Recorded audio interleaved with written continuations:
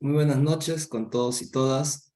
A nombre de la Pontificia Universidad Católica del Perú, el Vicerrector de Investigación, el Centro de Investigación de la Arquitectura y la Ciudad, el Departamento de Arquitectura y la Facultad de Arquitectura y Urbanismo, les damos la más cordial bienvenida y agradecemos su participación en este conversatorio, Ventilación por convección entre patios en las casas tradicionales.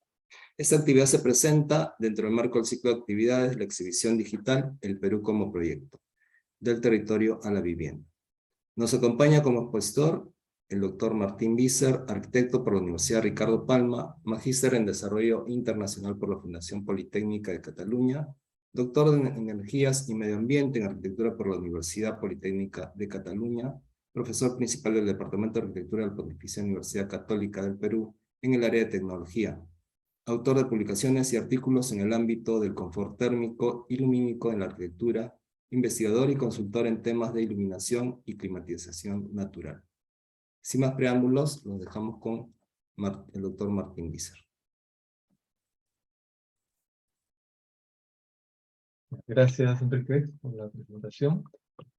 Voy a ver acá. Esto.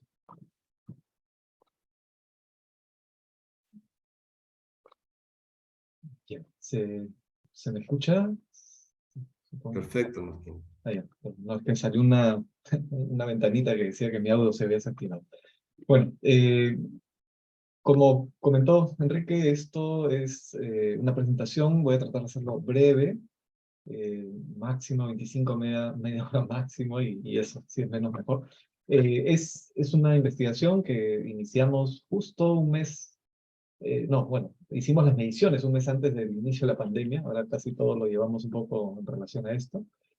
Pudimos hacer las mediciones en la casa Ribagüero, así que tuvo tiempo también de madurar, de ver un poco los resultados y nosotros mismos sacar conclusiones de esto. Es una investigación que llevamos adelante junto con Adriana Scaletti, Teresa Montoya, Sebastián Cisneros y Natalia Villanueva. El título un poco habla de la investigación, ¿no? Indagamos sobre una hipótesis que teníamos, que es que las viviendas tradicionales limeñas, al contar con dos patios, eh, teníamos la idea que era muy probable que haya procesos convectivos que terminen ayudando a ventilar los espacios principales de las viviendas antiguas, ¿no? De las casonas, que le llamamos nosotros, que son viviendas de cierto, digamos, estatus y cierta área, digamos, son de áreas generosas, ¿no? De las familias más pudientes de la ciudad. Esto, de alguna manera, nació bastantes años atrás, yo diría casi 20 años atrás, cuando comencé a indagar sobre la utilidad y sobre digamos, el desempeño térmico, lumínico, sobre todo de las teatinas, que son estos captadores de viento en los techos de las casas limeñas, ¿no? Que si uno los ve bien, esto es una foto, por ejemplo, desde la catedral hacia San Francisco, está lleno de captadores, ¿no? Hago rápido un disclaimer, los techos son de madera con torta de barro, en Lima no llueve prácticamente, 20, 30 milímetros al año, entonces se podía usar esto y la ventilación era muy, digamos, valorada en estas épocas, ¿no? Era tan valorada que incluso viviendas que miraban al sur, que de ahí venía la ventilación, por más que tenía la fachada al sur, igual le añadían un captador de viento, ¿no? O teatina. Lo interesante de esto es que, bueno, en el levantamiento de estas teatinas, que ya de por sí hablan mucho de las estrategias bioclimáticas que existían en Lima, lo recalco y me gusta siempre comentarlo. ¿Por qué? Porque hay en la actualidad y ya desde tiempo una idea de que Lima, al tener un clima tan bueno, que es verdad, tan suave, no solemos pasar de los 29, 30 grados en verano, casi nunca, no bajamos de los 14 o 13 en invierno, pero tenemos una radiación muy grande que complica sobre todo digamos en el verano, el mediodía, ¿no? Y donde no se controla la radiación es muy complicado, ¿no? Entonces, aprovechando una cierta homogeneidad en los techos, en las alturas, ¿no? Se extendió esta estrategia. Lo interesante es que la teatina, pues, constructivamente está alineada con las viguetas, con lo cual es interesantísimo saber, pues, que el 90% de las teatinas casi miran al sur, sur-suroeste, sur-suroeste, con lo cual alguna que otra mira al este-sureste, o sea, siempre al sur un poco para recibir los vientos, pero casi el 100% de las viguetas de la ciudad de Lima, o sea, sí, de las viguetas, están orientadas en el sentido norte-sur, ¿no? Para darnos cuenta hasta qué punto se consideraba esta condición del viento para alinear las viguetas como si fueran unas veletas en el sentido del viento, ¿no? Ahora, en esa investigación, si algo me di cuenta también, es que había las casonas más o menos grandes, solían tener siempre dos patios, a veces tres, ¿no? Torre tiene tres, me parece. Pero de esos dos patios también había una condición que se repetía, ¿no? Como en la casa de la arriba, ¿no? El primero siempre era más amplio, tenía mucho canto rodado, o sea, piedras oscuras. En el fondo había generalmente vegetación o algo claro. El segundo siempre era más pequeño, ¿no? Es eso, Zambela, ¿no?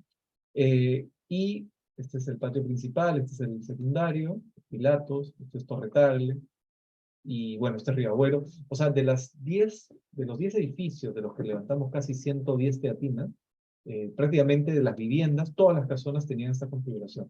Y lo curioso también es que todas ellas, incluyendo Ribabuero, que es la que hemos investigado, digamos, a mayor detalle, entre ambos patios estaban, casualmente, el o los espacios principales, que era la sala y la cuadra. Eran los espacios de uso, los espacios, digamos, más representativos de la vivienda, las de uso en el día, en fin, donde estaban generalmente las personas haciendo, ¿no? La sobremesa, en fin. Entonces, nosotros al final dijimos, bueno, ¿qué pasa acá? Y de alguna manera también lo que queríamos ver era si esto replicaba lo que ya se había, no sé si demostrado, ¿no? Bueno, sí, demostrado últimamente, pero ya se insinuaba como algo que sí se hacía adrede en el norte de África, generalmente en países como las ciudades de Túnez, de Egipto, ¿no? De hecho, una de las primeras referencias registradas es de Dunham en 1960, que habla justamente de la utilidad de los patios como sumideros de calor, perdón, sumideros de aire fresco en la noche, ¿no? Cómo emiten digamos, el cielo, el calor y se enfrían durante la noche, y en el día, al calentar, hace que el aire fresco, ¿no? Suba.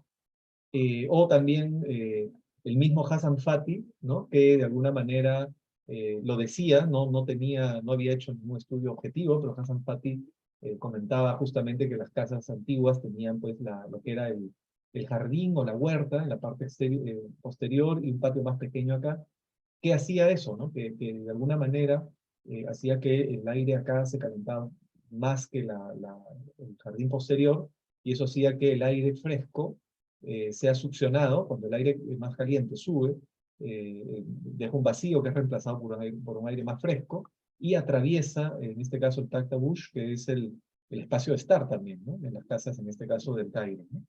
Eh, entonces, eso por primera vez aparece en el rastreo que hemos hecho de información, una tesis doctoral en la universidad, no me acuerdo bien si Nottingham, de Ernest Raja, que habla justamente de esto y hace mediciones y simulaciones en la Casa Pilatos en Sevilla, ¿no? Y ahí demuestra efectivamente que lo que sucede es más o menos lo mismo. O sea, tienen acá un patio seco, caliente, que promueve la convección, y al subir el aire caliente succiona el aire más fresco de los ambientes o de los patios con vegetación, y hace que el aire más fresco atraviese nuevamente el espacio de mayor uso, ¿no? Y situaciones, estrategias similares se dieron también en las casas romanas, en las casas en general de diferentes culturas, generalmente vinculadas al Mediterráneo y el norte de África y Arabia, ¿no? Dijimos que Lima, pues, el clima es súper, súper suave. Perdón. Eh, Tenemos una humedad relativa un poquito alta, aunque al mediodía del verano está rondando los 60 y pocos, 60, 65%. No es muy alta, pero tampoco es baja, ¿no? Estamos recibiendo siempre brisas marinas.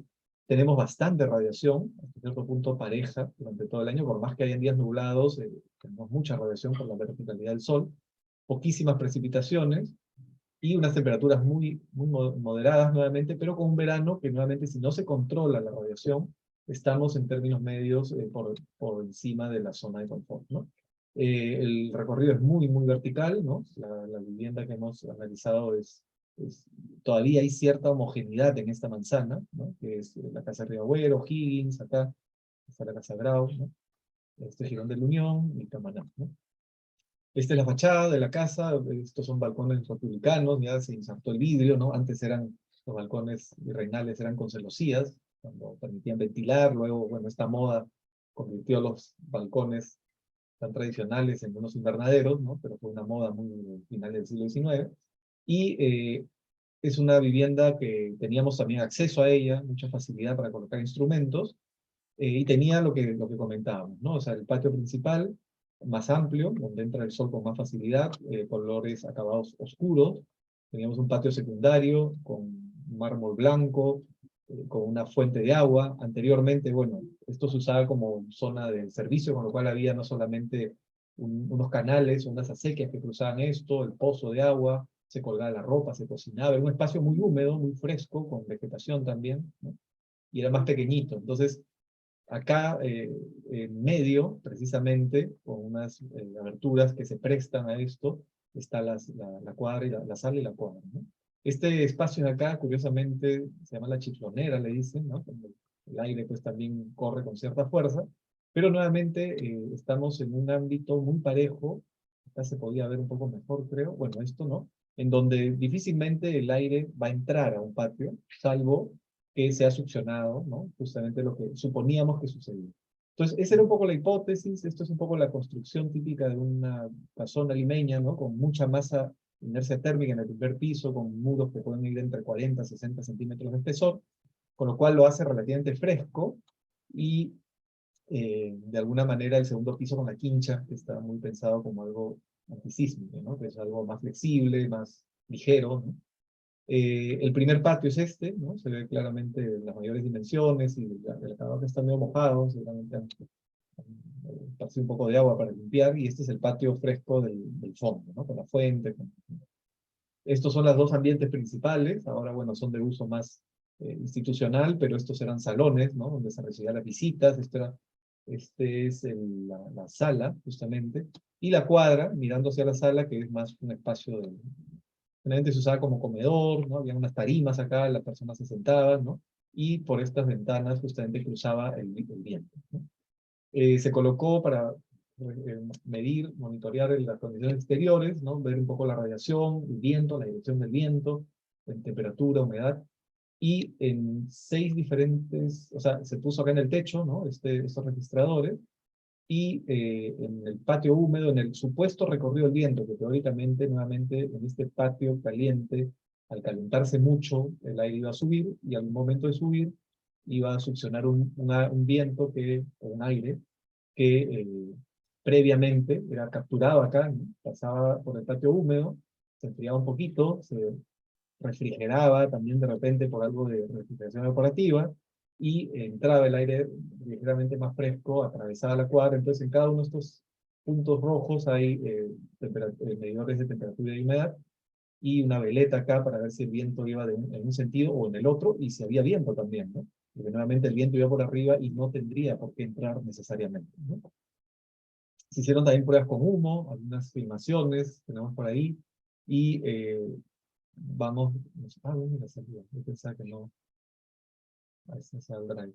O sea, hemos tenido muchas filmaciones, nos interesaba, bueno, estas son estas máquinas de humo que en principio no tienen mayor o menor densidad que el aire, o sea, cuando sube se va para arriba y cuando tiene que bajar, baja, ¿no? Y de alguna manera notábamos que efectivamente había una tendencia de este patio a que el viento ingresara a él, ¿no? Y esto era porque desde el otro patio estaba siendo succionado este viento, este aire, perdón, ¿no? Esto está entrando ahí a la cuadra y está atravesando, en este caso, la cuadra, yéndose al salón y saliendo por el patio principal. Esto no era una condición constante, ¿no? Ahorita lo vamos a ver, pero lo cierto es que la temperatura exterior, que se ve un poco acá, estaba entre los 26,5, 28, según las horas, ¿no? Nos interesaban mucho las horas cerca al mediodía, que hace más calor, sobre todo las 2, 3 de la tarde, y lo que se ve acá es que, claro, el aire cuando ingresa, cuando entra, se calienta un poco, porque el patio no deja de ser también un lugar donde hay, digamos, la radiación incide y tiene cierta inercia, ¿no? Pero rápidamente cuando entra a las habitaciones interiores, en este sentido más o menos, perdón, baja, parece bastante, pero bueno, a ciertas horas el aire está entrando casi con 29 grados, ¿no? Cuando está en el patio, en medio del patio está algo de 29,5, o sea, sube medio grado, pero luego baja casi hasta los 27,5, ¿no?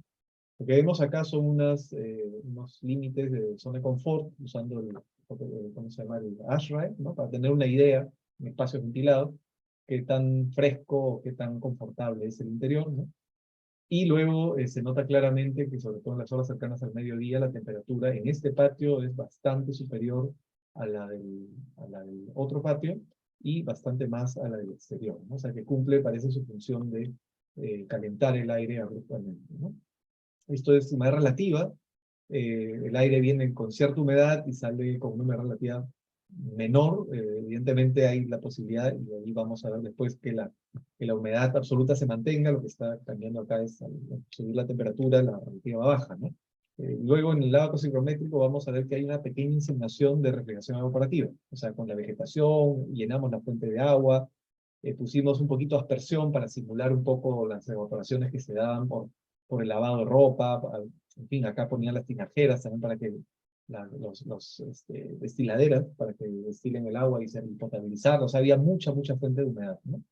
Y esto es un poco lo que comentaba, ¿no? Cómo el aire a las 13, 14, 15 horas, sobre todo 13, 14 horas, el aire entra digamos, esta es la temperatura de ingreso, ¿no? Luego en el patio principal, perdón, en el patio fresco, la temperatura sube ligeramente medio grado, pero luego cuando entra a las habitaciones, hace un recorrido de casi, bueno, una bajada de casi 2 grados, 1,5 grados, 2 grados, pero más o menos en el sentido de las líneas adiabáticas. ¿Qué quiere decir eso? Que parece, y no es seguro, también es muy complicado porque podría uno suponer que hay refrigeración evaporativa, o sea que hay evaporación realmente de vapor de agua y con eso mismo enfriamiento. Lo que pasa es que acá es difícil de distinguir lo que es inercia térmica, el mismo material adobe que tiene capacidad ¿no? de soltar y de regular un poco la humedad relativa, la humedad en general del aire, pero está claro que cuando sale nuevamente se dispara, ¿no? la temperatura, pero baja nuevamente la humedad relativa. Y también, ojo, la absoluta, ¿no? Con lo cual también parece que algo, el aire se, digamos, alguna evaporación hubo acá para que luego el aire sea capaz otra vez de absorberlo, ¿no? En fin, esto nos da una idea de que esta ventilación que está entrando, una vez dentro, entra a la zona de confort, ¿no? Así, ¿no? Incluso en las horas más calientes, las temperaturas exteriores no están en zona de confort, pero con la ventilación se asegura esto, ¿no? Pudimos también reconocer cómo este patio principal, ¿no? Las temperaturas superficiales estaban bastante por encima de los 50 grados, ¿no?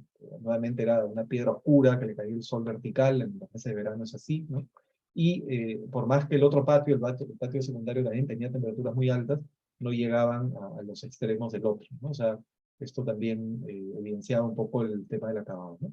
Con respecto a la dirección del viento, eh, se midió durante varios momentos específicos, paralelamente, el viento arriba, dirección de velocidad, y el viento abajo en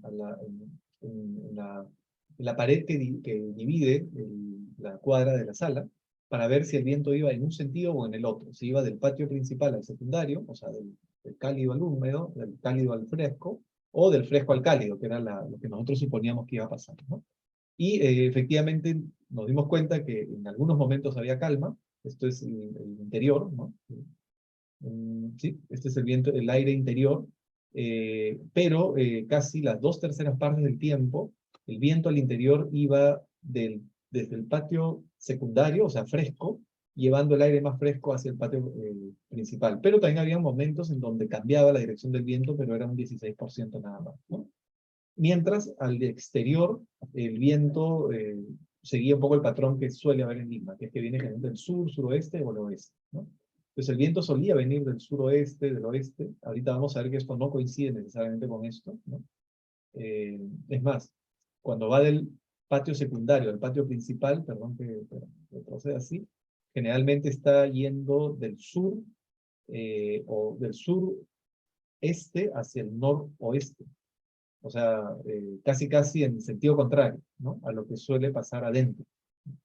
Eh, y acá hay una idea más o menos nuevamente cronológica, cuando no va para ningún lado de calma, ¿no? Pero se ve claramente cómo el viento interior, el movimiento del aire interior, va principalmente del patio húmedo hacia el patio seco, o del patio fresco hacia el patio cálido, en la mayor parte del tiempo. Y al margen de la dirección exterior. O sea, el viento a ciertas horas, generalmente más cerca a las mañanas, viene generalmente sí, pues del noroeste, son las brisas más fuertes del mar, ¿no? Y luego se pone más paralelo a la costa, ¿no? Entonces, al margen de que, o sea, que cambia la dirección del viento exterior, al interior más o menos el patrón se mantiene, con lo cual se nota que no hay un vínculo directo entre la dirección del viento interior con respecto a lo que pasa afuera, ¿no? Y más o menos esto gráficamente es lo que está pasando, o sea que al margen que el viento venga, en este caso del oeste, el viento pasa por acá, por encima, y al succionar, mejor dicho, al calentarse el aire acá y subir, ¿no? Lo que va a pasar es que va a succionar una cantidad de viento que está pasando por acá y va a meter el aire por acá y lo va a enfriar ligeramente y luego cuando sale se calienta nuevamente, ¿no? Y no importa de dónde venga, ¿no? El viento exterior, que es la línea gris, por dentro va a seguir pasando más o menos lo mismo, ¿no? Eso es un poco, al final, la conclusión. Así que, si algo hemos podido comprobar es, número uno, que hay una diferencia de temperaturas, ¿no? Tanto de superficie como del aire, entre los dos patios de la casa, eso está bastante claro. Luego que la posición de los patios, las características también, el hecho de que esté separado por dos turquías, ¿no? Todo esto o sea, esa configuración activa un proceso convectivo entre ellos y permite el paso del viento a través de los vanos de estos dos ambientes principales, ¿no? La tercera cuestión es que el ingreso a esa corriente evidencia la existencia de un flujo predominante que corresponde justamente a esa dirección entre el patio fresco hacia el cálido, ¿no? Velocidades, perdón, ahora creo que he ido muy rápido, pero teníamos velocidades del viento interior, no hablamos, en promedio estábamos entre los 0,8 y 1 metro por segundo, cosa que es algo que se agradece mucho en un verano en Lima con unas temperaturas alrededor de 26 grados, ¿no? Luego la ventilación por convección, se suma la inercia térmica del edificio y la presencia de patios que acumulan y distribuyen el aire fresco durante la noche y la madrugada, ¿no? Y si bien hay una fuente de agua y una cierta vegetación, ¿no? Las temperaturas de alguna manera no evidencian un fenómeno de refrigeración evaporativa por lo menos determinante. O sea, parece que lo hay, pero no está claro y no nos atrevemos a asegurar que se debe al material mismo o eventualmente digamos, a la refrigeración en sí misma. Suponemos, bueno, y es verdad que con de repente simulaciones en computadora, en donde se puede separar mejor estos dos fenómenos, podríamos más o menos deducir. Una cosa que nos contaron al final las personas que trabajan acá, este es el archivo Riagüero, es que en el patio posterior, acá en esta zona, hay dos grandes silos, unos huecos, ¿no? Que parecen unos pozos en desuso, pero que no llegaban al nivel freático, que ellos nunca han entendido, están tapiados, ahorita no es posible entrar, pero hay dos pozos acá en la parte de atrás. Curioso, nunca han entendido para qué servían, pero incluso hace pensar que podría también imitar un poco los patios árabes en donde tienen cisternas a propósito para enfriar no solamente el aire, sino sobre todo el agua, ¿no? Es algo también ahí que queda por ver, pero hay todavía mucho por indagar, ¿no? Tampoco tenemos, y quizás pueda ser un siguiente trabajo, ver cómo funciona esto en relación al conjunto de la vivienda, ¿no? Hemos dicho que hay mucha más abajo, es más ligero arriba, esta vivienda también tiene teatinas, tiene farolas, tiene los balcones, aunque ya son nuevamente balcones así con vidrio, ¿no? Pero falta también indagar un poquito sobre el comportamiento en conjunto, ¿no? Lo cierto es que en un momento como el nuestro ahora, en donde cada vez, ¿no? Hacemos los edificios más ligeros, más transparentes, más herméticos, ¿no? Llamémoslo así, más desvinculados con el medio exterior, eh, es siempre refrescante ver y aprender de bueno, del patrimonio, y ver el patrimonio no como algo nuevamente estático, algo para la foto, ¿no? Sino que nos está dando pistas de cómo ellos, de alguna manera, durante cientos de años, ¿no? Fueron adaptando el edificio a las condiciones exteriores para estar lo más confortables posible con unos recursos que eran bastante más limitados que los que tenemos ahora, ¿no?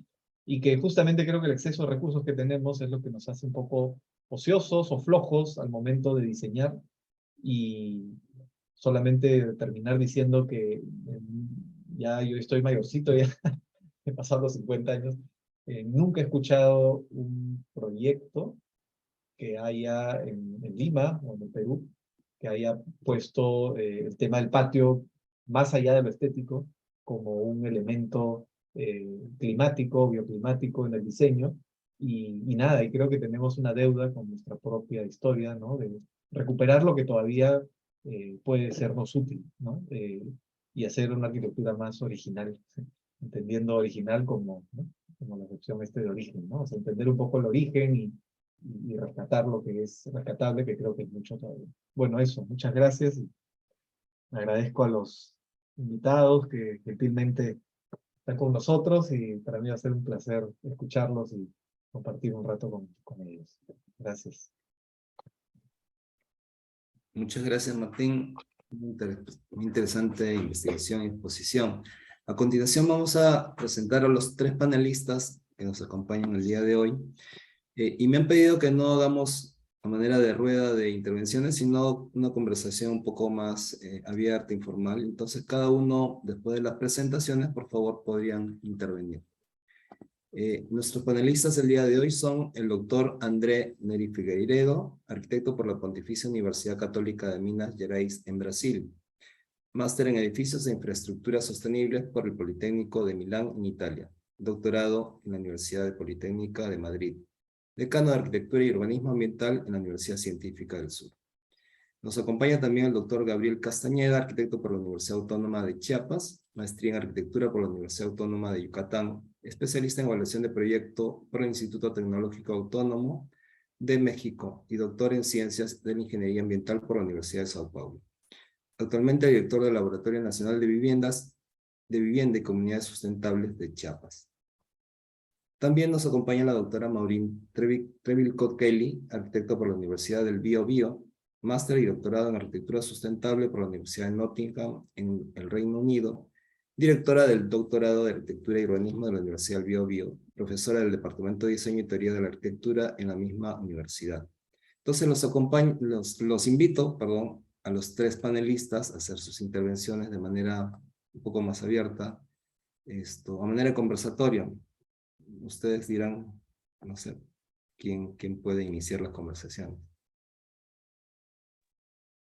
Sí, primero las damas, creo. ¿No? Muy bien. O si quieres, yo Bueno, empiezo. no hay problema.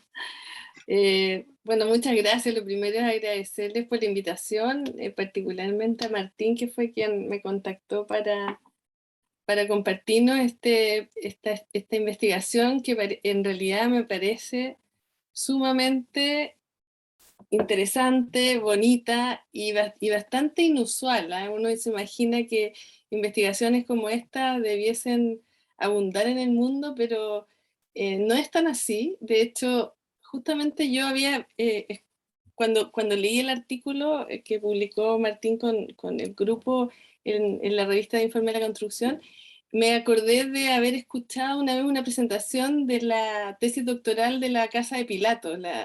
Asemejé inmediatamente el estudio a ese, y creo que son las dos investigaciones que he visto que tocan el tema, no es algo tan común. Y para mí más emocionante aún, porque yo soy chilena, estoy en la ciudad de Concepción, y Concepción en la latitud 37, o sea, 500 kilómetros al sur de Santiago, para los que no conocen, es uno de los lugares más sísmicos de Chile y no tenemos patrimonio histórico. Todo se ha perdido con uno y otro megaterremoto. Entonces, para nosotros el patrimonio, en realidad el patrimonio moderno del siglo XX. No hay nada anterior a esa fecha. Entonces, es algo que nos da envidia el poder tener esa arquitectura que era la arquitectura de antes de los tiempos del aire acondicionado, ¿no es cierto? La arquitectura que era realmente pasiva cuando no habían otras alternativas para tener confort térmico. Entonces, bueno, una de las cosas que quería comentar es que siempre me llamó la atención esta investigación de la Casa de Pilato, que justamente nos mostraba y que había hecho a través de mediciones, muy similar a lo que se mostró hoy día, cómo estos dos patios, el patio húmedo y el patio duro, generaban esta corriente convectiva, y en el caso de la Casa de Pilato, un espacio de permanencia que es intermedio, ¿no es cierto? A diferencia del caso que nos presentan hoy. Y hace unos 3, 4 meses pude visitarla por primera vez en Sevilla y comprobar con la experiencia lo que ahí ocurría. En un día de mucho calor de mayo, o sea, el calentamiento global realmente está afectando el hemisferio norte, eran días de 35 hasta 38 grados a fines de mayo, y realmente ese espacio que se genera entre los dos patios es un espacio fresco. Quizás no se apreciaba tanto en ese momento la brisa, el movimiento de aire o esta corriente natural que se genera por las diferencias de temperatura de los patios, pero sí se apreciaba el efecto de la masa térmica en estos asientos que se generaban en los muros frente a las celosías, y que eran los lugares más confortables para estar. Entonces, efectivamente, yo creo que mirar el patrimonio quizás más antiguo, como digo yo, de la arquitectura de antes de los tiempos del aire acondicionado, es algo que vale la pena hacer y que se hace poco. Y lo otro que, bueno, siguiendo un poco también la reflexión que hacía Martín, que a mí es algo que me preocupa mucho, en realidad mucho, es justamente el poco énfasis que se está dando hoy en la arquitectura, la ventilación natural, en los climas, porque en eso sí compartimos que en Concepción el verano es relativamente benigno, no tiene temperaturas altas.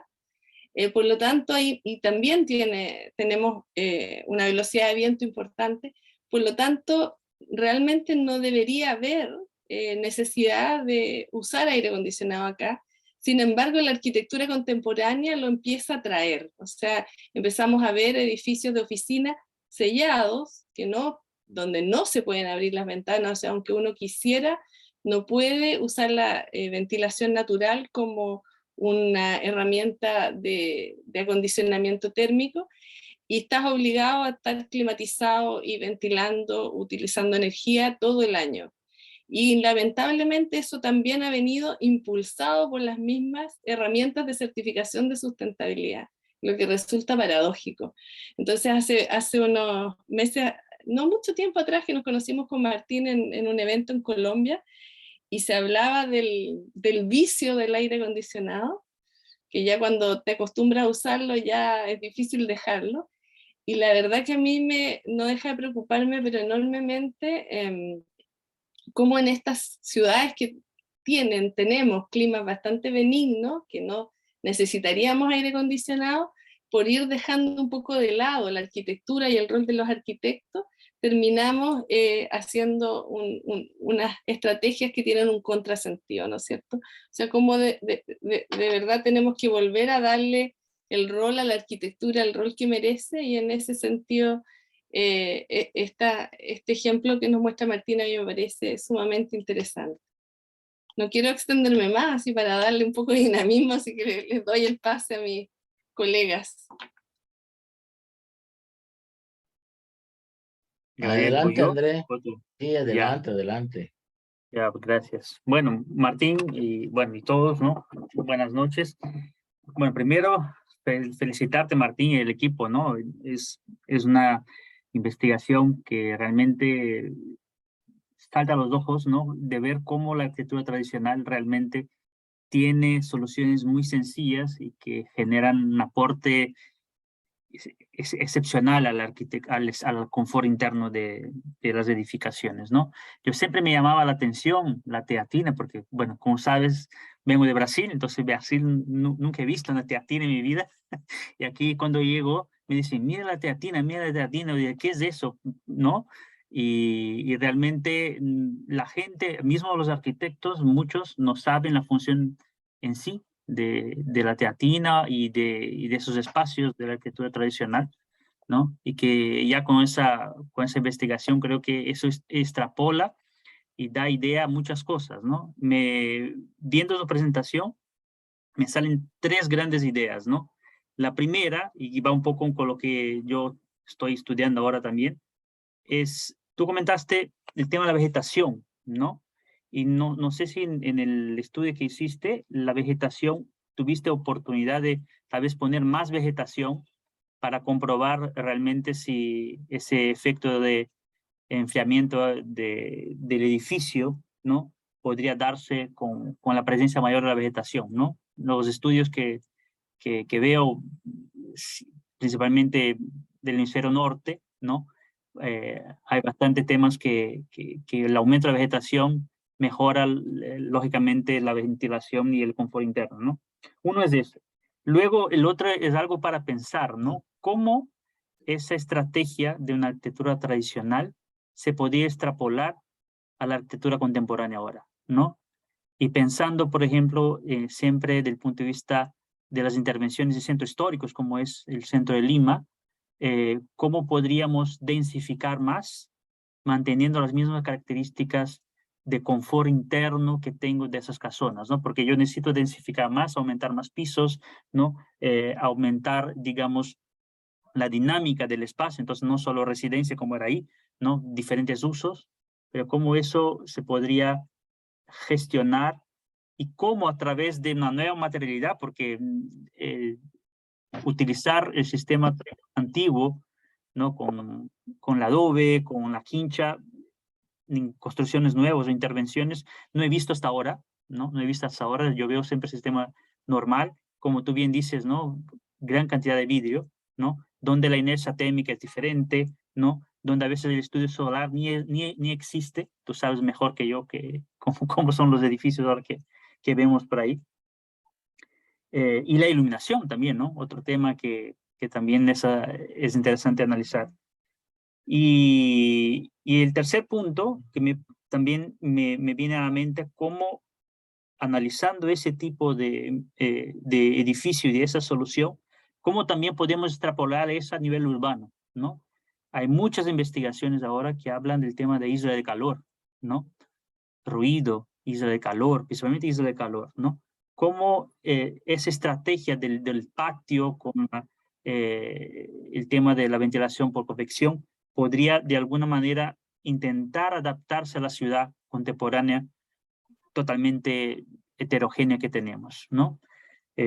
Bueno, sería más o menos eso mis comentarios para también empezar a conversar, no quitar mucho tiempo también. Ahí paso la pelota a ti, Gabriel. Perfecto. Pues mucho gusto. Sinceramente, al escuchar a Martín, me recordó una etapa no muy grata de mi formación. Hice la maestría hace ya unos años, entonces casi me obligaron, me condicionaron a trabajar sobre una línea de investigación que yo no elegí de inicio. Y me dieron a escoger dos. Me dieron a escoger sobre desarrollo urbano o historia y conservación del patrimonio, ¿no? Yo no quería ninguna de las dos, yo quería tecnologías para la vivienda. Era la línea que yo quería estudiar, la que siempre he querido y la que sigo trabajando hoy. Pero ya estaba en el lugar, ya estaba becado y me dijeron, o una o la otra. Era tan fácil con la experiencia de los profesores decir, vete a Historia y Conservación del Patrimonio y analiza la tecnología existente en algún edificio patrimonial. Era tan simple como eso. Pues no, me fui a desarrollo urbano y trabajé sobre una política de manejo de residuos domiciliarios. Hasta hoy no sé ni qué hice en esa época, no me arrepiento del todo porque aprendí muchas cosas y nació otra línea interesante en mi vida, pero me hiciste recordar algo con este proyecto. La aplicación de todas estas tecnologías ancestrales, Hassan Fathy, me hiciste recordar a Hassan Fathy, Gernot Minke, con la arquitectura de tierra, y luego todas estas tecnologías antes de lo que vemos hoy. Me distraje un momento y perdón, Maure, me distraje un momento y no entendí por qué no pueden ventilar. Me perdí. Sin embargo, hay tanta tecnología ancestral que se ha perdido y que la cultura constructiva de los pueblos se va olvidando en el tiempo. Tan es así que hoy lo que denominan quincha para nosotros bajareque en nuestro medio, no hay quien la pueda trabajar, pero ni de chiste, pues. Cuando analizas esos dos patios, me maravilla porque es mi pasión la experimentación. O sea, el software cómpralo, ¿no? Y úsalo, pero los conceptos son los importantes, pero a la hora que no metas bien los datos, es una locura, porque nada tiene que ver con la realidad. Pero cuando estás trabajando como lo hiciste, me maravilló, ya quería yo estar por allá para trabajar esa cosa igual, estar probando, y me conoce André de sobra, ¿no?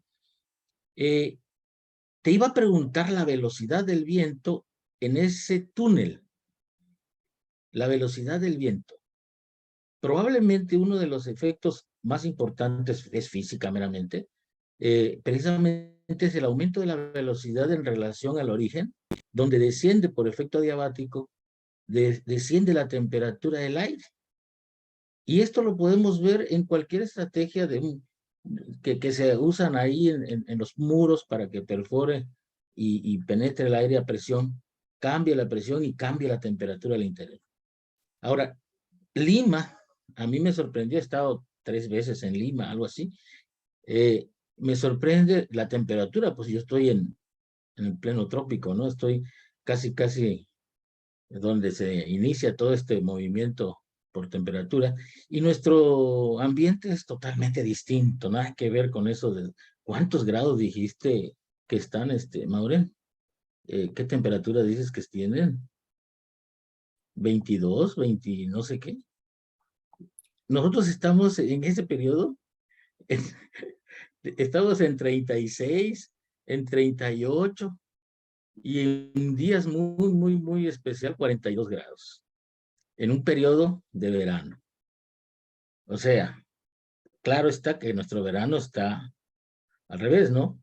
Nosotros andamos en abril, mayo, en esas temperaturas muy altas. Y por lo tanto, no me sorprende en absoluto estas estrategias bioclimáticas. Solo que hay una cuestión. En el patrimonio, en este tipo de edificios tan grandes, yo no lo sé analizar. No he participado en nada de esto. Por eso me maravilla ver ese trabajo que estás haciendo. Y que por lo que veo, la tesis es origen de todo este trabajo posterior. Sin embargo, me atrae muchísimo pensar de traer hacia el frente esas tecnologías. La resistencia de los materiales es uno de los temas más difíciles que tenemos hoy en términos de la tecnología anterior. Resistencia a los materiales. Un día me tocó ver en Lima una construcción hecha con quincha, y encima del muro de quincha, un muro de bloque, de cemento arena, hacia arriba. ¿Qué madera tan resistente tenían en esa estructura para soportar ese peso en un segundo nivel? Desde luego, nos hacemos muchas preguntas hoy para adaptar la tecnología ancestral a la actual. Hay que estudiarla, hay que trabajarla, y lo que estás haciendo se me hace importantísimo para dar pie a eso, Martín. Se me hace de básico para estimular el volver allá. Se me hace muy complejo decir que vamos a densificar y volver a trabajar esto. Yo creo que es más conceptual de tomar aquello y replantearnos el problema actual. Tenemos hoy, nada más así me voy a mi campo de la vivienda, el 70% de la población, por lo menos en México, está en condiciones precarias de habitabilidad. En viviendas que no son aptas para vivir, pero ahí se vive. Cuando hay mucho que hacer, retomando lo que ya existe, o lo que existió, entre comillas, para no decir que ya murió, pero existió y que está latente ahí para recuperarlo. Y gracias, Martín, ese ejercicio que hiciste está maravilloso. Yo no soy experto en el análisis de la arquitectura patrimonial, pero me encanta el análisis térmico, el comportamiento térmico de los edificios. Ese efecto no lo había analizado, lo había leído en términos de los patios centrales de Hassan Fathy, lo había leído, no lo he analizado, no lo he estudiado, no lo he trabajado, pero de entrada, para empezar a incrementar las ideas, lo dejo ahí, me encantó, y seguramente vamos a empezar a generar más cosas con esto. Muchas gracias. Permítanme interrumpir brevemente la conversación para invitar al público participante, tanto en Zoom como Facebook Live, a realizar sus preguntas si es que las tuvieran. No sé, Martín, te pasamos un momento para que respondas los comentarios. Sí, muy brevemente, porque yo también quiero más escucharlos de ustedes. No, bueno, es un poco coincido con todo. Creo que digamos, las evidencias están ahí, ¿no? O sea, nuevamente, yo creo que lo mejor que podemos hacer con el patrimonio, además de preservarlo, es aprender de él con humildad y también sabiendo que lo que estamos todos de acuerdo, no se trata de reproducir lo que se hacía, porque los requerimientos, digamos, las exigencias son otras, ¿no? Pero creo que sí, creo un poco yendo a la pregunta de André, ¿no? Sí podemos pensar en estrategias similares, incluso con otras escalas, ¿no? También coincido que la escala urbana es lo que tenemos que enfrentar, o sea, ya no podemos hablar de vivienda por vivienda como unidades, ¿no? De hecho, no solo las teatinas, sobre todo las teatinas, los captadores de viento de los techos, si funcionaban era porque había una uniformidad en las alturas, ¿no? Claro. Y los patios también, o sea, si hay un edificio que te da sombra, pues se acabó todo ¿no? el tema. Entonces, sí tenemos que pensar en conjunto, tenemos que pensar en la ciudad, ¿no? Y rápidamente llevo esto a otra reflexión, o sea, hay muchas ciudades en el norte del Perú, sobre todo, y en la costa, pero también en general en la costa de norte de Chile, sur del Perú. Es esta costa que tenemos con el mar frío al frente, ¿no? Que tenemos es una situación muy especial, pero donde vas a sitios donde hace mucho calor al mediodía y, pasa algo muy similar pero a escala urbana, ¿no? Que también lo hacían en el norte de África. ¿Qué quiere decir eso? Que tú vas por las calles y las calles no tienen vegetación y sorprende porque te mueres de calor, pero desde siempre nunca han solido plantar árboles. No sé, hay ciudades como Mendoza que son excepciones, ellos más bien, ¿no? Es increíble cómo han llenado todo de árboles, pero yo siempre me pregunté por qué en nuestras ciudades de la costa no tenemos tanto árbol, y resulta que sí los hay, y hay muchísimos, pero están detrás de la vivienda, son justamente lo que le llaman el huerto, ¿no? O sea, las calles urbanas, que generalmente son ciudades muy alargadas, muy pequeñas, ¿no? Donde tú entras a la ciudad y cuando te das cuenta, a las 4 cuadras saliste, ¿no? Y te moriste de calor, son estas calles así del lejano oeste, donde todo es así tierra, ¿no? Y la gente sale en la tarde, o sea, en el mediodía se esconde en sus casas, cobija en sus casas para hacer la siesta, porque el calor ahí sí es 36, 38 grados, estoy pensando en el norte del Perú sobre todo, pero nuevamente uno dice, pero ¿por qué no ponen árboles, no? Bueno, sí los tienen en los patios interiores. Y lo curioso es que eh, entiendo que lo que podría estar pasando es que precisamente la idea es que se caliente de afuera, que tienes el patio húmedo adentro, fresco, con árboles frutales, con sombra, con acequias, ¿no? con riachuelo, y lo que hace la gente a las 3, 4 de la tarde, cuando ya todo está muy, muy calientes, abre sus puertas, sale, se sienta en su puerta, y lo que tiene es justamente ese aire caliente que sube en la calle, y chupa y absorbe el aire que viene del otro lado, de la parte del huerto. Y lo que hace es enfría toda la casa para poder dormir, porque si no, eso sería un horno en la noche. Entonces, esto que también fue estudiado por unas universidades inglesas en las ciudades del norte de África, en donde pasa más o menos lo mismo. Todas las calles son estrechísimas, pura sombra. Las casas tienen ¿cómo se llama? Las huertas.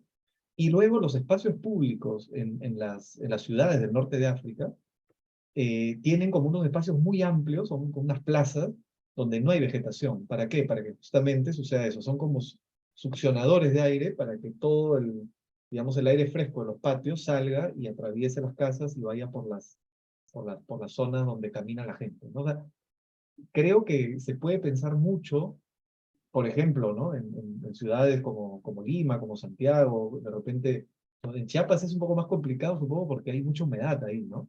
Pero, pero claro, pero sí se podría pensar en, por ejemplo, hacer una calle muy arbolada y una calle sin árboles. Una muy arbolada, una sin. Y con eso nos aseguramos ventilaciones convectivas que atraviesen, por ejemplo, manzanas, ¿no?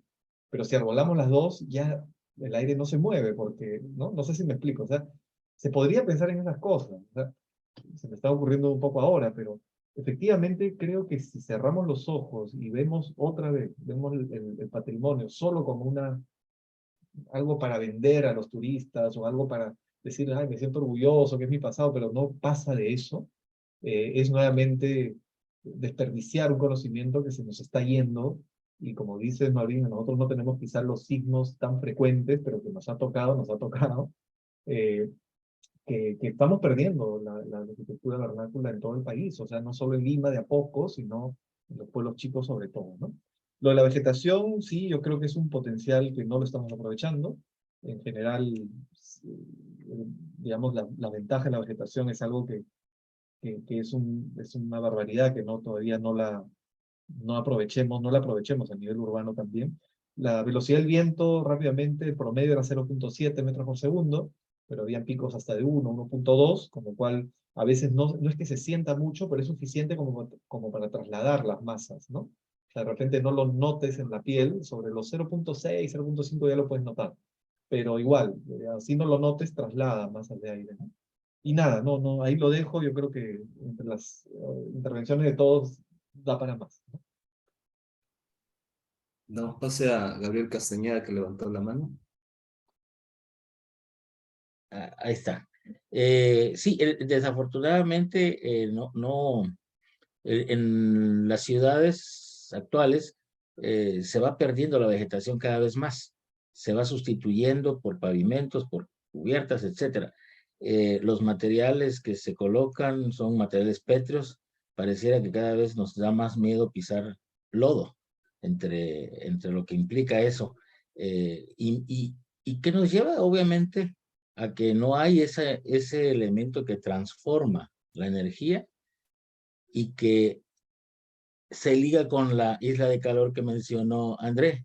Si no tenemos ese elemento llamado árbol que transforma la energía radiante del sol que nos llega, entonces la disipamos y tenemos en la ciudad, calentamos todo el aire. Lo que tú mencionas de poder ser una estrategia se me hace fantástica. Sin embargo, en un lugar húmedo tenemos otros problemas, ¿no? Lo que necesitamos es aumentar velocidad del aire, tenemos más ventilación, necesitamos más ventilación, el sombreamiento es importante, pero es importante la ventilación, más ventilación. En el caso de la ventilación, en nuestro donde yo habito, Tuxtla Gutiérrez, es un clima cálido subhúmedo. Todavía tenemos un poco de margen, pero al norte de Chiapas tenemos un clima cálido húmedo, donde la humedad del aire anda entre los 80 y 90%.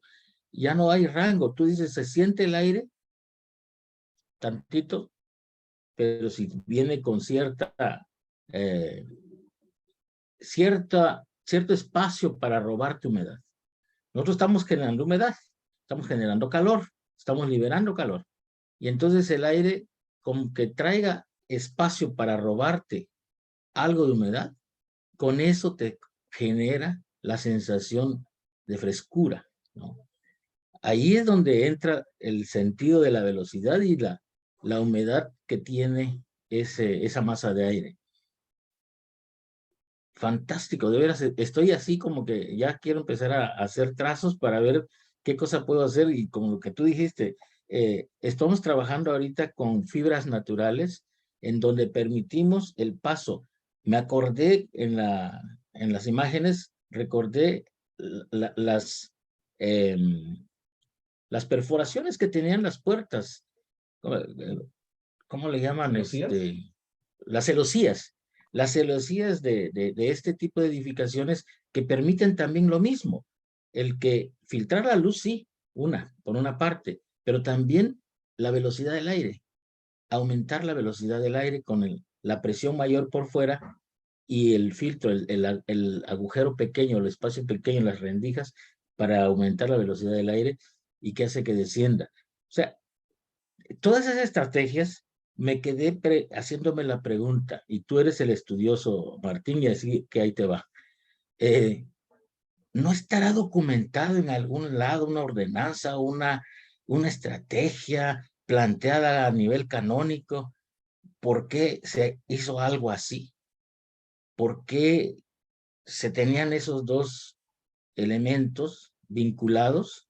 Que no solamente sea porque se está redescubriendo, sino que esté documentado en alguna parte de la historia. ¿No habrá algo así? Porque se me haría muy extraño, porque eso es arquitectura trabajada con conciencia, no está hecho como descubrimiento fortuito, sino hay toda una intención. A la manera en que tú lo estás planteando, se me hace toda una estructura bien pensada con intencionalidad total. Y por lo mismo, en términos canónicos, la arquitectura colonial al menos nos dice proporciones, nos dice un montón de elementos y reglas que se tenían que hacer. Entonces, se me haría muy extraño, o no sé, me haría la pregunta, ¿no habrá? Ahí la dejo por el momento.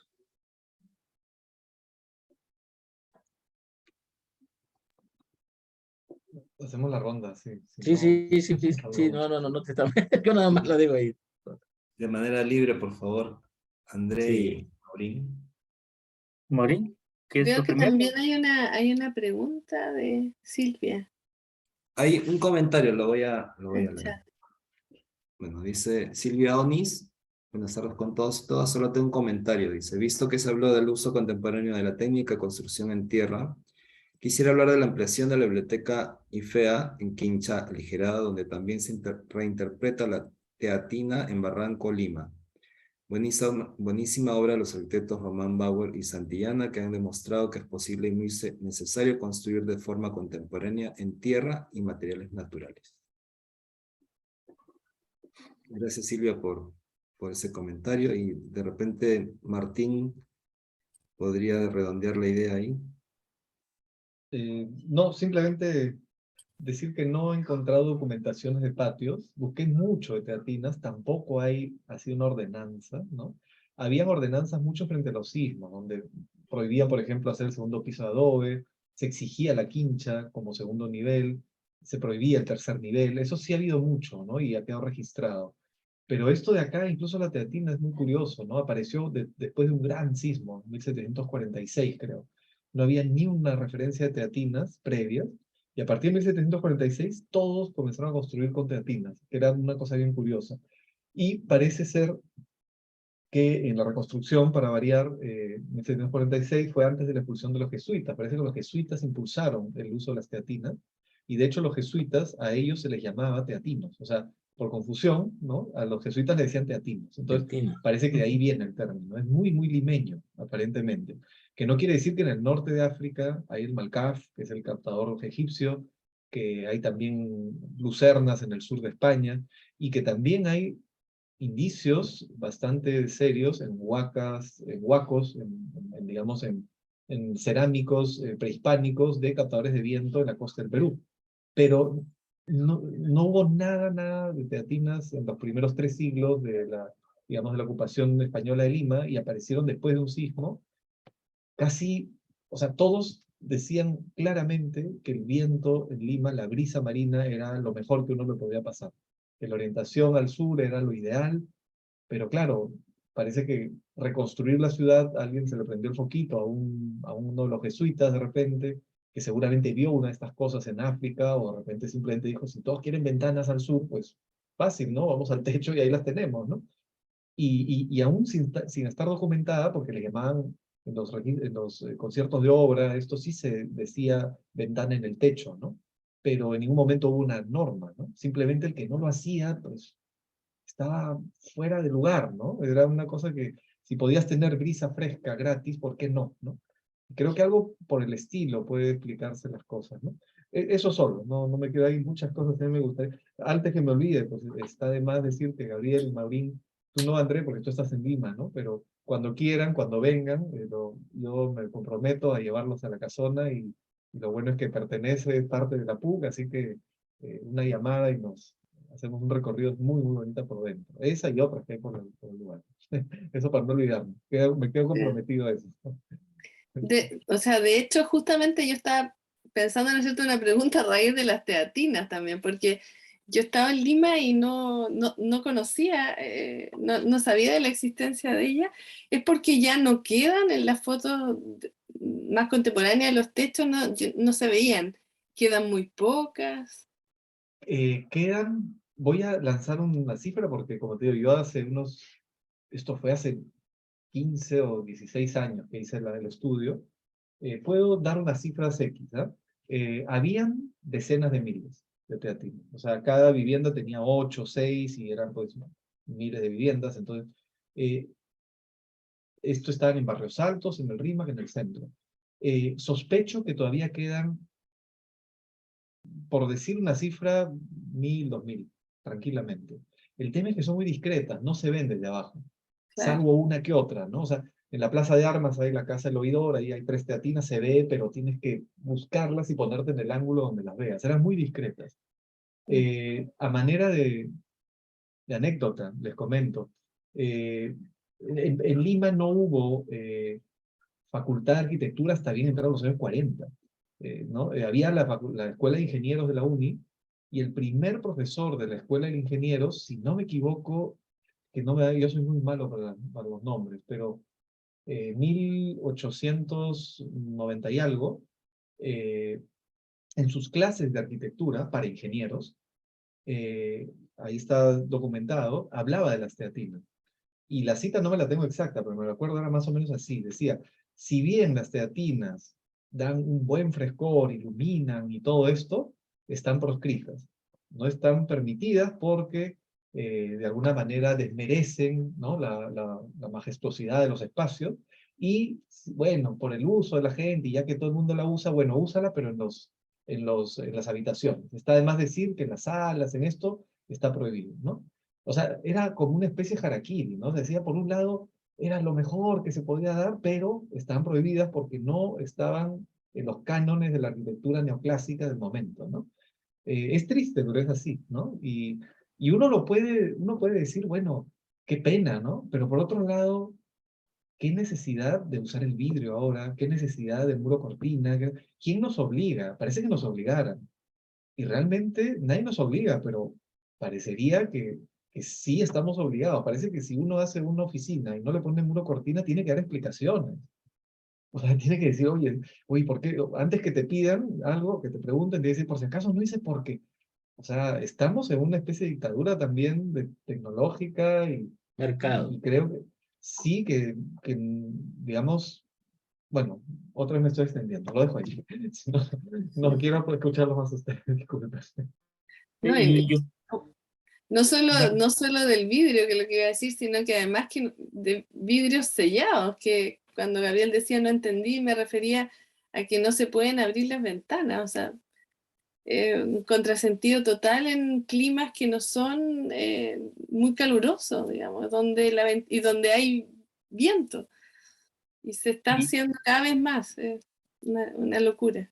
y yo complementaría, Maureen, también con la legislación, porque, por ejemplo, Gabriel comentaba, ¿por qué no hay planes de eso para saber cómo era el patio? Porque lógicamente es una transmisión que se fue dando en los siglos. Tú mismo pusiste varios ejemplos mediterráneos, ¿no? Sabemos que de ahí viene, que viene de España, viene la tradición árabe, de algún lado ahí viene y llegó a Lima y se adaptó. Pero si vemos ahora todo lo que es la construcción, lo nuevo código de construcción sostenible, que acá en Perú salió hace poquito, ¿no? Y las ordenanzas que son las más sostenibles, te dan bonos si tú certificas los edificios con las grandes certificaciones internacionales. Y va lo que dice Maureen, o sea, tú ganas más puntos, más créditos en una certificación internacional si le metes sistemas totalmente artificiales, ¿no? Si le metes el aire acondicionado con mejor COP, ¿no? Todo eso, pero si tú le metes temas pasivos, ya bueno, es un plus, es un crédito de innovación, pero no te da el puntaje que te da el otro. Entonces, ¿hasta qué punto vamos en cuanto ordenanza o en cuanto a legislación? Creo que tal vez publicar y hacer más estudios de eso, lógicamente nuestra eh, presión hacia el Colegio de Arquitectos también, de las diferentes partes, para que la legislación también contemple ese tipo de soluciones arquitectónicas, ¿no? Tanto a nivel edificio, como estamos hablando, como también ciudad. A mí me preocupa mucho el tema de la ciudad, ¿no? El tema urbano, ¿no? Que tenemos muchas cosas que resolver, ¿no?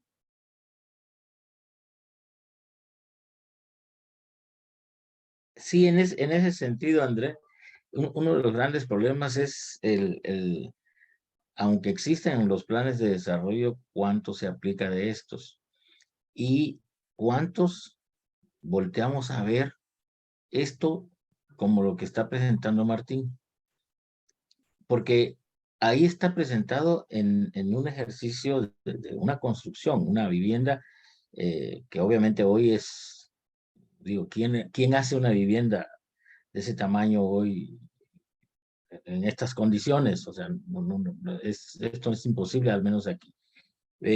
Pero en efecto urbano, entre edificios, eso, eso puede ser a nivel ciudad, a nivel centro, o nuevos asentamientos que se están haciendo y que no tienen ni siquiera más que, no sé, eh, elementos que ni siquiera dan las condiciones adecuadas para reducir el desplazamiento, ¿no? Que incrementan los desplazamientos, incrementan todo en términos de un suelo barato a las orillas. En este caso, se me hace tan rico el material como para trabajarlo conceptualmente en propuesta. Tú mencionaste, André, la cuestión de qué hacer en los centros históricos para darle primera. Desde luego nadie está peleando con los edificios antiguos, sino al revés. Pero más allá, tienen que contar con una adecuación actual, contemporánea, que tengan, porque nosotros tenemos una crítica permanente a los edificios aquí en Chiapas, en México, en donde todo edificio de esta naturaleza se convierte en un edificio público. Y se convierte en un edificio público para que sea un museo y que para que sea mantenido por el erario. Y se vuelven edificios que se van deteriorando porque no hay recursos para destinarles suficientes y mantenerlos. Y no hay esa economía solvente para darles voy a usar una palabra no adecuada, una existencia digna a esos edificios, sino que se mantienen porque pues son bonitos. nos dan un momento histórico, nos permiten conocer, no, nos permiten darle solución a los problemas actuales, nos permiten valorizarlos y darles otro tiempo de vida, porque no es nada más el objeto, sino todo lo que se realiza en ellos. Ya no es el momento de cuando se hizo, es verdad, pero hoy se tiene otra dinámica. Necesitamos adaptar esos edificios a la dinámica contemporánea y que les permita mantenerse como tal. ¿Qué nos lleva a plantear edificios raros? Yo así les llamo, perdón por el calificativo. El mercado. El mercado. No nos hagamos patos. ¿Cuáles son las revistas más bonitas, más documentadas, con mayor estudio fotográfico? Fotografías que ni siquiera sabemos de dónde fueron tomadas. Porque si vas a ver el edificio real, no encuentras ese punto de vista. Están en otra, no sé, son preciosos, claro que lo son. Pero una arquitectura como la que están mostrando, son preciosos en todos sentidos si se conociera. Además, el proyecto que estás haciendo o que hiciste, se tiene que publicitar al máximo, que se dé a conocer para obtener mayor beneficio. En las escuelas, obviamente, es obligado. Es obligado, porque el proceso de hoy, utilizar herramientas que sean traídas del otro lado del mundo, nos lleva a costos adicionales, a energía incorporada, a edificios que nada más le llamamos de fachadas sostenibles, porque de sostenibles no tienen nada. Los diferentes métodos de evaluación de la sostenibilidad, ¿hasta dónde son válidos si se usan criterios que son de otro contexto? ¿Por qué no tener la regionalización para ello? Y estos son los elementos base.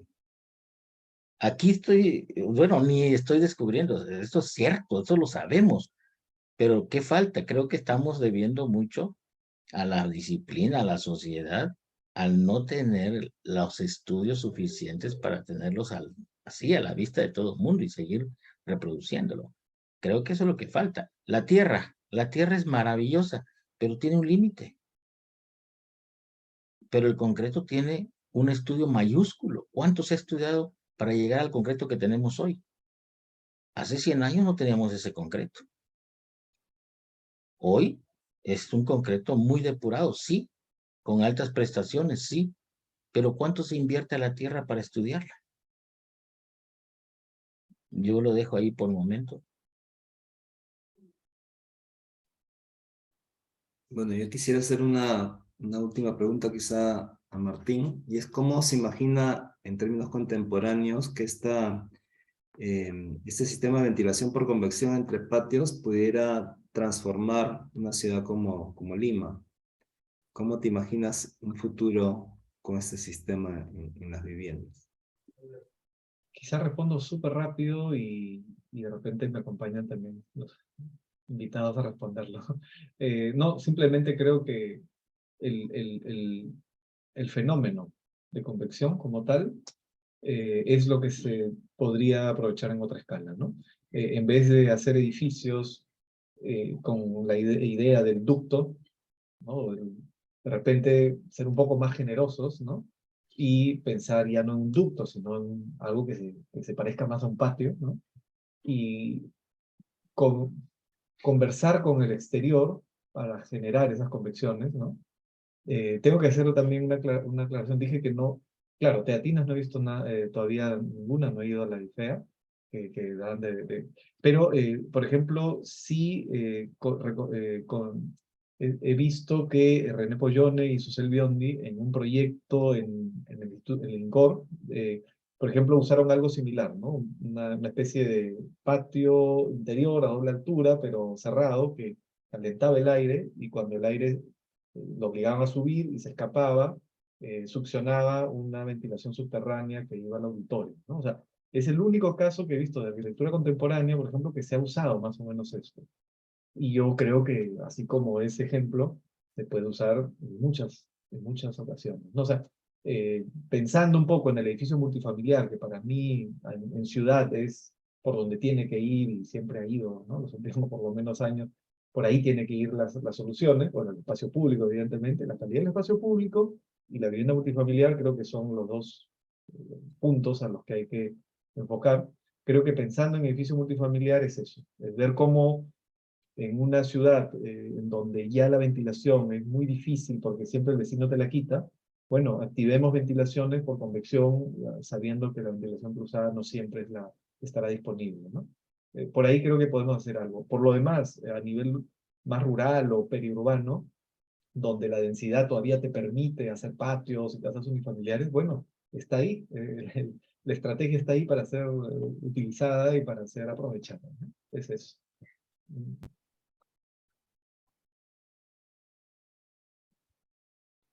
Muy bien, no sé si eh, algunas frases como para cerrar el conversatorio. Ha estado muy bonito, solamente lástima que no tenemos un café en medio de nosotros, pero sería muy interesante hacerlo de manera presencial, ¿no? No sé, Maurín, André o Gabriel, si tuvieran algunas palabras, como creo que estamos sobre la hora ya de cierre de conversatorio, entonces lamentablemente el tiempo se ha pasado volando. No, yo en realidad he aprendido un montón, es un placer escuchar a Martín y la verdad no había pensado estas posibles aplicaciones en realidad de estrategias de ventilación convectiva, porque efectivamente lo que uno conoce, lo que uno sabe y de hecho que se aplica más o menos aquí donde yo vivo, es la tradicional ventilación convectiva por shaft o las ventilaciones cruzadas, y lo que vemos allá en Santiago es más bien, cuando se ve algo pasivo, es enfriamiento evaporativo, o con expresión de agua en los patios, porque se trata de un clima cálido y seco. Entonces, ha sido en realidad muy entretenido escuchar esta presentación y esta conversación acerca de posibles desarrollos para el futuro de Lima. Y por otro lado, también creo que en las preocupaciones de Andrés está también el hecho de mostrar por dónde no tenemos que ir. Entonces yo creo que eso es más fácil decir, ¿sabes? Que no podemos ir por esta arquitectura del aire acondicionado que se está promoviendo internacionalmente, y tenemos que buscar formas que no son tampoco tan complejas. Es cosa de hacer buena arquitectura, yo creo. Y yo complementaría ahí que nosotros tenemos que decir los que ya es evidente, ¿no? Para demostrar que realmente lo que comenta Martín y lo que demuestra que es una estrategia tan sencilla como la ventilación por convección realmente resuelve el problema de Lima, que no es una ciudad tan compleja, ¿no? Y nosotros estamos yendo por el camino equivocado. Yo, por ejemplo, yo no veo necesidad en Lima de que uno tenga que utilizar aire acondicionado, pero lo utiliza porque es un edificio, como dice Martín, un invernadero, todo en vidrio, ¿no? Y no tiene el mínimo de ventilación, entonces lógicamente le meten el aire acondicionado. Entonces yo creo que me dejó con gusto y te felicito, Martín, por la presentación, que eso da ideas de cómo podemos analizar la ciudad y hacer como pequeños pilotos entre las universidades, ¿no? Y estudiar cómo eso puede ser una estrategia para demostrar que realmente la legislación urbana, ¿no? La zonificación, ¿no? O hasta los códigos de construcción tienen que tomar en cuenta algún estudio un poco más profundo como ese que haces tú para determinar cómo se puede densificar la ciudad, cómo se puede mejorar una zona, cómo se puede regenerar una zona, no solo pensando, como también comentaba Gabriel, en términos mercantilistas o en términos de aprovechamiento del máximo del área para tener que la inmobiliaria o la constructora tenga el máximo de rendimiento, ¿no? Y utilidad, ¿no? Pero sí también pensando en la ciudad que estamos generando y dejando para las siguientes generaciones, ¿no? Y gracias también más una vez por la invitación. Y para complementar también, diría, soy docente, soy profesor y siempre estoy pensando en la vinculación directa hacia los alumnos. Necesitamos, decimos aquí en México, cacarear el huevo. O sea, se necesita difundir, divulgar de mejor manera o una manera más amplia estos trabajos, Martín. De veras que a mí me encanta mucho la experimentación. Aquí está, también entró por acá un rato el doctor Neín, un compañero amigo del grupo de trabajo, que nos encanta la experimentación. Cuando vemos esto que planteas con estos equipos, que ya no es solamente de la percepción, que eso es muy importante obviamente, pero ya cuando tienes evidencia científica de la circulación del aire, de la velocidad, de su temperatura, del efecto del fenómeno físico que se está dando, pues esto es evidencia mayor todavía para poder tener, aunque sea, diría yo así, gráficamente, estos elementos de soporte para transferirlos directamente con todos los estudiantes que vienen atrás y que el día de mañana van a estar aplicando. Entonces, yo complementaría eso, la necesidad de transferir este conocimiento a las nuevas generaciones, porque, pues, si no se hace, tampoco nos quejemos, ¿no? Hacia el futuro. Gracias por la invitación y de veras, muy agradable ver cómo estos elementos son tan ricos en conocimiento que está latente y que está perdiéndose. Si no se rescatan y se hace esto que estás haciendo, pues pasan a ser objetos ahí olvidados. Y vamos a tomar la invitación de ir a conocerlo, ¿no es cierto, Sí, Gabriel? ¿verdad? Claro. Ya me he comprometido, esto está grabado. No hay problema. No, bueno, yo solo cierro diciendo que agradezco mucho, que estoy súper contento y agradecido que estén acá. Que soy yo el que tengo que agradecer, no sé. Y bueno, a Enrique también por organizarnos un poco y bueno, al CIAC, ¿no? Por organizar también. Encantado, pero para la próxima, en serio con el café. Bueno, eso, mucho Yo gusto. quiero ¿Sí? agregar algo, y no quiero dejarlo. Lo haces ver tan simple, Martín. Eso es muy grato. Lo haces ver tan simple, pero sabemos que el fluido ese se va por todos lados, ¿no? Lo haces ver tan simple y esos gráficos, pero finalmente la evidencia científica está ahí. Hay que manejarlo, hay que difundirlo, de veras. Esa simpleza con la que, y además con la tranquilidad que lo dices, pues es la confianza que te da el tiempo de haberlos trabajado, ¿no? Y lo agradezco, de veras. Yo no había ni pensado en esa escala. Trabajo a escala menor, a la vivienda, y André me conoce muchos años, pero no lo había pensado ni siquiera en esa escala. Y por eso te digo gracias por la invitación, que como bien reconoce Maurín, yo también estoy aprendiendo con esta charla.